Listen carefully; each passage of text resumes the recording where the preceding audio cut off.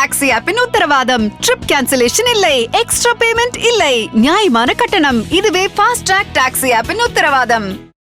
திருமாவளவன் சொல்ற மாதிரி பாஜக எதிர்ப்பு வாக்குகள், மோடி எதிர்ப்பு வாக்குகள் அப்படின்னு இன்னமும் தமிழ்நாட்டில் இருக்கா?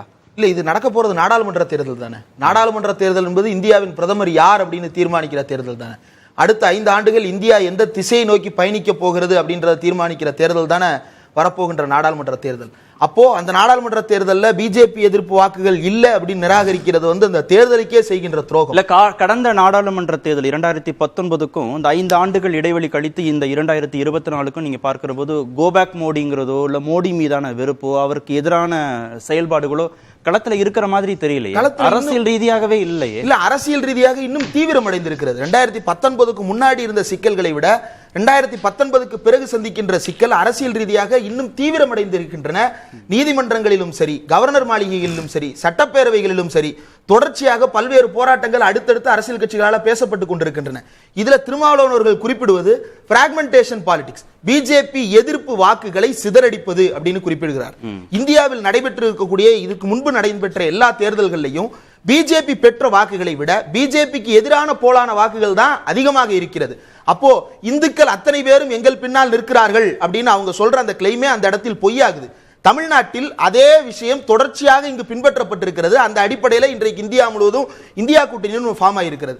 இப்போ இந்துக்களின் பாதுகாவலர், ஹிந்து ஹிருதய சாம்ராட் அப்படின்லாம் பிரதமர் மோடி கிளைம் பண்ணிட்டு வர்றாரு. அந்த இந்துக்களுக்கு இந்த பிரதமர் மோடி என்ன செய்திருக்கிறார்? இந்துக்களுக்கு, பெரும்பான்மையான இந்துக்களுக்கு, பெரும்பான்மையான மக்களுக்கு, இந்தியாவில் இருக்கக்கூடிய பிற்படுத்தப்பட்ட மக்களுக்கு, பட்டியல் சமூக மக்களுக்கு, பழங்குடியின மக்களுக்கு, பகுஜன் என்று அறியப்படுகின்ற இந்த மக்களுக்கு என்ன நலத்திட்டங்களை கொண்டு வந்து சேர்த்திருக்கிறார் அப்படின்ற அந்த கேள்விக்கு இந்த தேர்தல் பதிலளிக்க போகிறது. அதுல எடப்பாடி பழனிசாமி அவர்களுடைய சே என்ன அப்படின்னு தான் கேள்வி எழுப்பப்படுகிறது. இரண்டாவது, இப்போ சமீபத்தில் இன்னைக்கு எல்பிஜி மானியத்துக்காக ஒப்புதல் கொடுத்திருக்கிறாங்க. 2020 கொரோனா காலகட்டத்திற்கு மத்தியில் இந்த எல்பிஜி மானியம் நிறுத்தப்பட்ட மானியம் 2023 வரைக்கும் வழங்கப்படவில்லை. இதற்கு இடைப்பட்ட காலத்தில் என்ன நடந்தது? அந்த 4 ஆண்டுகளுக்கு 3 ஆண்டுகளுக்கான இழப்பீட்டு தொகையை யார் தரப்போகிறார்கள் அப்படின்ற கேள்விக்கு மோடி அரசு பதில் சொல்கிறதா? அந்த பதிலை எடப்பாடி பழனிசாமி அவர்கள் கேட்டு வாங்கி தந்திருக்கிறாரா? என்னவாக ஏறி போயிருக்கிறது? இபிஎஸ் உடைய நோக்கமோ இல்ல பாஜகவுடைய நோக்கமோ பைபோலரா வச்சுக்கணும். பாஜகவுக்கும் திமுக வெர்சஸ் பாஜகன்னு வச்சுக்கணும், அதிமுகவுக்கும் திமுக வெர்சஸ் அதிமுகன்னு வச்சுக்கணும். அப்ப பாஜகவை உள்ள விழக்கூடாதுன்னா நீங்க பாஜகவை எதிர்த்தாதான் நீங்க இந்த இருதுருவ அரசியலையும் கட்டமைக்க முடியும், நாடாளுமன்ற தேர்தல் மோடிக்கு எதிரான வாக்குகளையும் வாங்க முடியும். அந்த அடிப்படையில தான் அதிமுகவும் எதிர்க்குது. 2019 எடப்பாடி பழனிசாமி அவர்களுக்கு தெரியலையா? தெரியாம தான் கூட்டணி வச்சிருந்தாரா? அப்போ இப்போ ஒரு வேலை திட்டத்தின் அடிப்படையில் இந்த பிரிவினை நடந்திருக்கிறதுன்னு திருமாவளவன் கொடுக்கிற அந்த சந்தேகத்திற்கு எடப்பாடி பழனிசாமி அவர்கள் தான் காரணகர்த்தாவா இருக்கிறார். சமீபத்தில் இந்த கோயில் திறந்தாங்க, ராமர் கோயில் திறந்தாங்க. அந்த ராமர் கோயில் திறப்புக்கு நாங்க கரசேவைக்கெல்லாம் ஆள் அனுப்பணும் அப்படின்னு சொல்லிட்டு கேபி முனுசாமி பேசுறாரு. இதுதான் தமிழ்நாட்டில் இருக்கக்கூடிய சிறுபான்மையினருக்கு பாதுகாக்கின்ற லட்சணமா? ராமரை வைத்து ஏமாற்றினால் ராமர் தண்டனை கொடுப்பாருன்னு பேசினார். இல்ல, யார் ஏமாத்துறாங்கன்னு சொல்லணும்ல, அதை மக்களுக்கு சொல்லாம நீங்க யாரை ஏமாத்துறீங்க? ராமரை வைத்து மக்களை ஏமாற்றுவது யாருன்ற கேள்விக்கு எடப்பாடி பழனிசாமி அவர்களோட பதில் என்ன? செய்தி தான் ராமர் கோவில் திறப்பு விழாவுக்கு ஐயா வைகுண்டர் இப்படிதான் செய்தியை சொல்ல முடியும். இதுல நான் பிஜேபி எதிர்ப்பு அப்படின்றது அது சிறுபான்மையினர் வாக்குகள். நீங்க நேரடியா பாஜக தனியரசோ நீங்களோ சொல்ற மாதிரி நேரடியாக மோடியை எதிர்க்கணும், நேரடியாக பாஜகவை டெல்லி தலைவர்களை எதிர்க்கணும்னு மறைமுகமா எதிர்க்கிறாரா? அப்போ செய்தியா சொல்றாரு. செய்தியா ஐயா வழி போறார் வைகுண்டர் சன்னதி. அவர் என்ன திரைப்படமா எடுக்கிறாரு? அதுல இருக்கிற குறியீடுகளை கண்டறிந்து பேசுவதற்கு மக்கள் மத்தியில் அரசியல் பேசுகிறார். அந்த அரசியலை வெளிப்படையாக பேச வேண்டும். இதுல சிறுபான்மையினர் வாக்குகள் அப்படின்றதா இவர் பிஜேபியிலிருந்து வெளியே வந்த உடனே பேசின வரிகள். சிறுபான்மையினர் வாக்குகள் மட்டும்தான் பிஜேபி எதிர்ப்பு வாக்குகள்னு சொல்லுவதே முதலில் அயோக்கியத்தனமானது. இந்தியாவில் இருக்கக்கூடிய பெரும்பான்மையான இந்துக்கள் பிஜேபிக்கு எதிராக வாக்களித்திருக்கிறார்கள். கடந்த நாடாளுமன்ற தேர்தலிலும் அதற்கு முந்தைய நாடாளுமன்ற தேர்தலிலும் தொடர்ந்து நடைபெற்ற சட்டப்பேரவை தேர்தல்களிலும். அப்போ பெரும்பான்மை இந்துக்கள் எங்கள் பக்கம் இருக்கிறார்கள், இல்ல இந்துக்களுக்கு பிரச்சனை இல்ல, இஸ்லாமியர்களுக்கும் கிறிஸ்தவர்களுக்கும் பௌத்தர்களுக்கும் தான் பிரச்சனை அப்படின்னு சொல்றதே மோசடியான வாதம். இவர்கள் கொண்டு வந்திருக்கின்ற ஒவ்வொரு திட்டத்தாலும் பாதிக்கப்பட்டிருப்பது யார் அப்படின்னா பெரும்பான்மையான இந்துக்கள் தான் பாதிக்கப்பட்டிருக்கிறார்கள். அந்த பெரும்பான்மையான இந்துக்களுக்கு எடப்பாடி பழனிசாமி அவர்கள் என்ன நிவாரணத்தை வாங்கி கொடுக்க போகிறார்? சென்னை வெள்ளத்தில் பாதிக்கப்பட்டது யாரு? பெரும்பான்மையான இந்து மக்கள் தான் பாதிக்கப்பட்டாங்க. எல்பிஜி விலை ஏற்றப்பட்டதால பாதிக்கப்பட்டது யாரு? பெரும்பான்மையான இந்துக்கள் தான் பாதிக்கப்பட்டாங்க.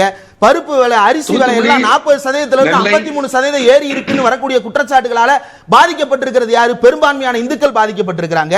ஓபிசி ரிசர்வேஷன் கூடாதுன்னு இவங்க போய் கேஸ் போடுறாங்க, எங்க சுப்ரீம் கோர்ட்ல கேஸ் நடத்துறாங்க. தமிழ்நாடு ஒவ்வொரு கேஸிலும் எதிர்த்தரப்பாக ஆஜராகி ஓபிசி ரிசர்வேஷனுக்கு எதிராக வாதாடியது, அருந்ததியர் இடஒதுக்கீட்டுக்கு எதிராக வாதாடியது ஒன்றிய அரசு தரப்பு தான்.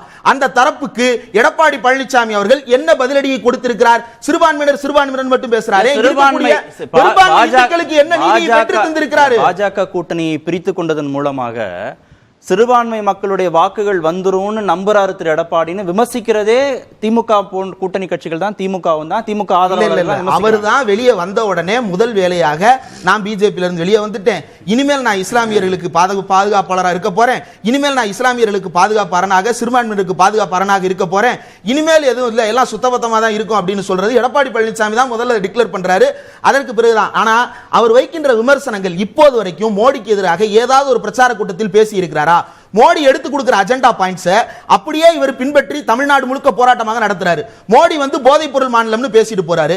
இந்தியாவிலேயே மிகப்பெரிய போதைப் பொருள் மாநிலமாக இருப்பது உத்தரப்பிரதேசம். அங்க விட்டு தமிழ்நாட்டில் 0.1% கஞ்சாவும் 0.06% ஓபியாய்ட்ஸும் ஹாலுசினேஷன்ஸும் பயன்படுத்தப்பட்டு கொண்டிருக்கின்ற குறைவான மாநிலத்தில் மோடி செட் பண்ற அஜெண்டாவுக்கு மாநிலம் முழுக்க வேலை பார்த்து கொண்டிருக்கிறார் எடப்பாடி பழனிசாமி.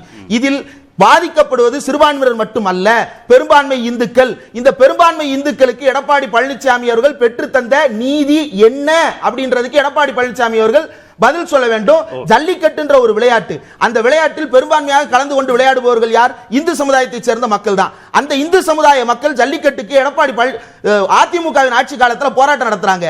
அந்த போராட்டத்துக்கு திமுக இங்கிருந்து தொடர்ந்து வழக்கு நடத்துகிறது, அதிமுக வழக்கு நடத்துகிறேன் என்ற பெயரில் சும்மா இருந்தது. இப்போ அந்த வழக்குல ஓபிஎஸ் ஆட்சியாக இருந்தால் என்ன, ஓபிஎஸ் கழுவி விட்டு விட்டோம் என்று ஜெயலலிதா இறந்துட்டாரு, அவர் தான் வந்து கரசேவைக்கு ஆள் அனுப்பினாரு, அதனால ஜெயலலிதா எங்க தலைவர் இல்ல நிராகரிக்க போறாரா? ஆர்எஸ்எஸ் இங்கு காலூன்ற விட்டார்கள், அதனால் அவர்கள் இப்போது இறந்து விட்டார்கள், அதனால் அவர்களை புறக்கணிக்கிறோம் எடப்பாடி பழனிசாமி அறிவிப்பாரா? ஆனா ஓபிஎஸ் மட்டும் கைகளுவதற்கான காரணம் என்ன? பெரும்பான்மை இந்துக்களை ஏமாற்றுவதற்காக. அந்த ஜல்லிக்கட்டு போட்டிகள்ல ஒன்றிய அரசு தான் தமிழ்நாட்டுக்கு எதிராக வாதாடியது. Animal welfare board of India, எல்முருகனுக்கு கீழ் இருக்கக்கூடிய அமைப்பு, அந்த animal welfare board of India L Murugan சொல்லி நிப்பாட்ட வேண்டியதானே, எதுக்காக வழக்கு நடத்துறீங்க கேட்டிருக்க வேண்டியதானே, கேட்கல. அப்ப இங்க இருக்கக்கூடிய பெரும்பான்மை இந்துக்களுக்கு துரோகம் செய்து கொண்டிருந்த பிஜேபிக்கு எப்போதும் கூட்டணியில் அவர்களுக்கு பாதுகாப்பரணாக தமிழ்நாட்டில் கூச்ச நீக்கத்தை தந்து கொண்டிருந்தார் எடப்பாடி பழனிசாமி அவர்கள். ஃபாஸ்ட் ட்ராக் டாக்ஸி ஆப்பின் உத்தரவாதம், ட்ரிப் கேன்சலேஷன் இல்லை, எக்ஸ்ட்ரா பேமெண்ட் இல்லை, நியாயமான கட்டணம். இதுவே ஃபாஸ்ட் ட்ராக் டாக்ஸி ஆப்பின் உத்தரவாதம்.